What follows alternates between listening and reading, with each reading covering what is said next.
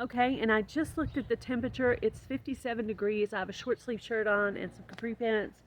It's been a very unusually warm winter for Texas. We've had a few rough years of winter for Texas standards.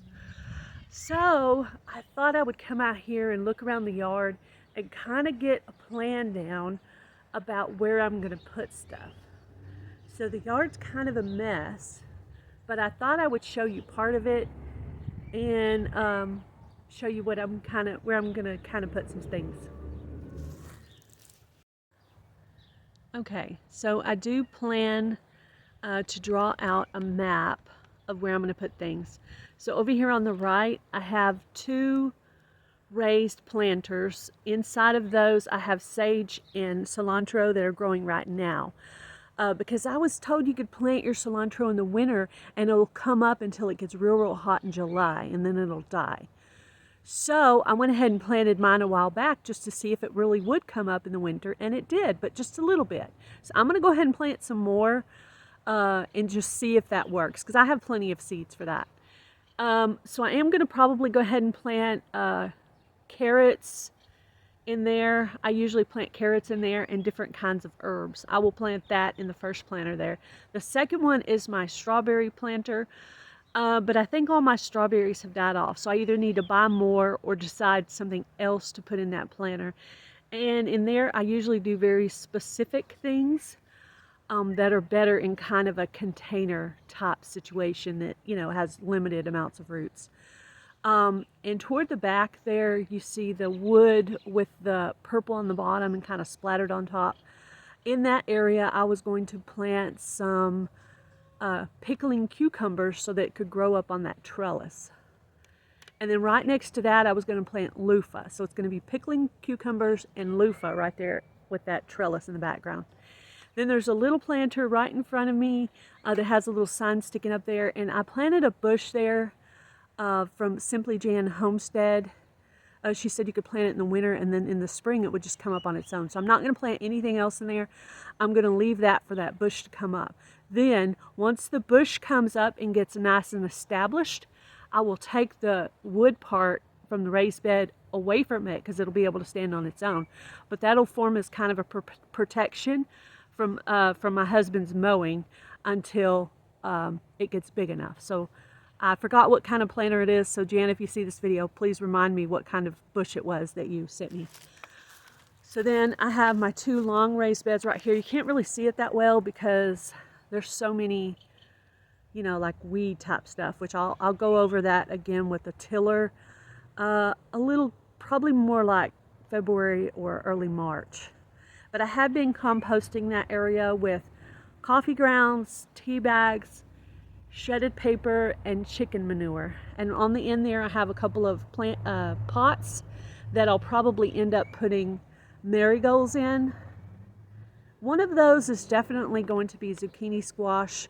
I'm not sure what's going to be in the other one yet. I might do yellow squash and then something on the other end.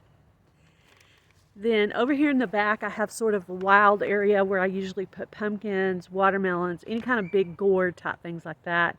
Then I have that big black planter thing that I've been composting with different stuff for a while.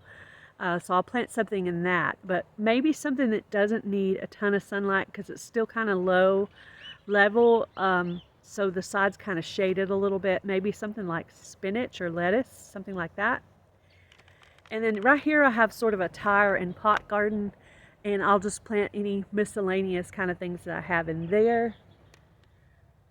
And so I'm going to draw up a plan, walk through the yard and draw up a plan on some paper, and then I'll give you a better presentation of what I'm going to do. But this is usually just little miscellaneous herbs and different things like that that I plant. Maybe tomatillos.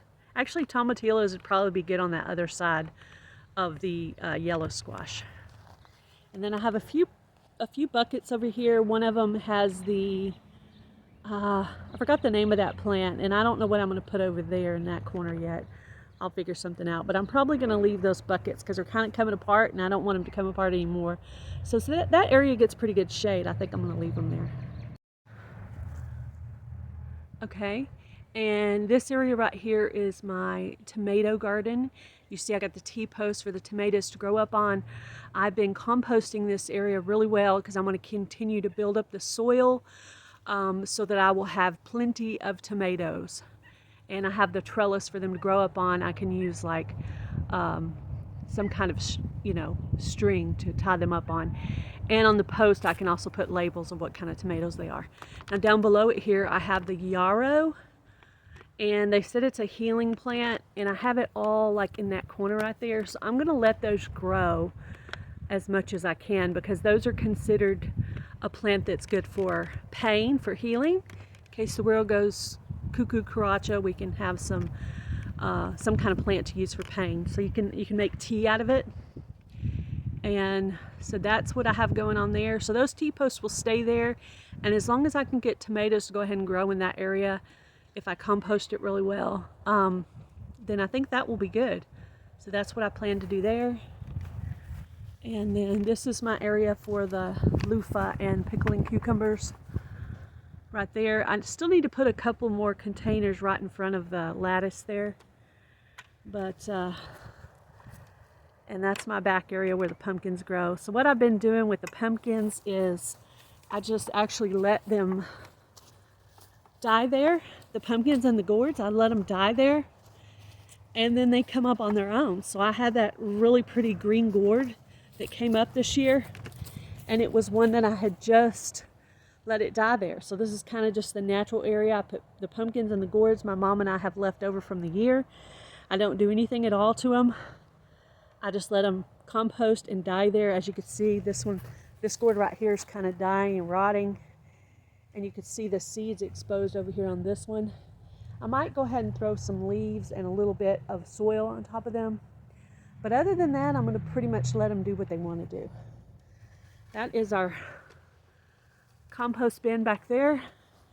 And this is the one that I said I might grow spinach or lettuce in, this area right here. And that's our big pecan tree. And that's our mulberry tree. And that's what I have going on so far. So I still have some purchases to make in January going toward the garden. But this is what I have going on so far. Just working on it little by little as we have good days. And we've had quite a few good days in the winter this year. But I have been sick. I've got something really, really bad, and I've been sick I was sick. I got a little bit better. Then I got to feeling sick again. That's Bright right there. And there's Baby laying in the yard. And then way back there sitting on the chair, that's Miley. So I have 3 cats outside. The only one that's not out here is Curly Sue, and she is strictly an inside cat. So she doesn't go outside at all. So that's the back of our house. And then over to the right there is our chicken coop. And then that right there, we used to plant a garden in that little nook area, but now we use it for our picnic area because that's where our barbecue pit's at.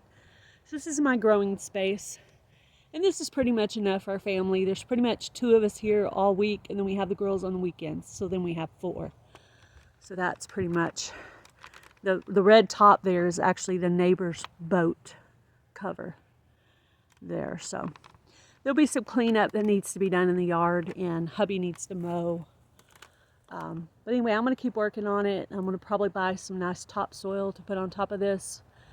Unless I can find an area out here where I can dig up some, nice rich soil from the yard, maybe from the other side, maybe from the non-gardening side. And I actually, back there behind the chicken coop, next to the fence in that area, there's a huge leaf compost going on there. And then I have another compost right here. So I actually have 2 composting areas. And I try to water those periodically so that those leaves can break down, and I put other things in there, shredded paper. In this one I do. Over there on that one, it's just pretty much the leaves. But yeah, it should be some nice rich compost at some point. But I do need to clean out the chicken coop and add some of that chicken manure to the yard. If I do it this month, I still have enough time for it to break down the way it's supposed to before you plant in it. So I probably need to get on that before the end of this month. Otherwise, it'll be too late to add any chicken manure because it is I think it's a warm compost. The only one you can use right away is rabbit manure, as far as I know. So anyway, I just wanted to show you guys kind of what some of the plans were. I am going to draw out an actual map, and I will show that to you guys at a later point. I hope you guys have a great weekend. Be blessed. Do something kind, guys.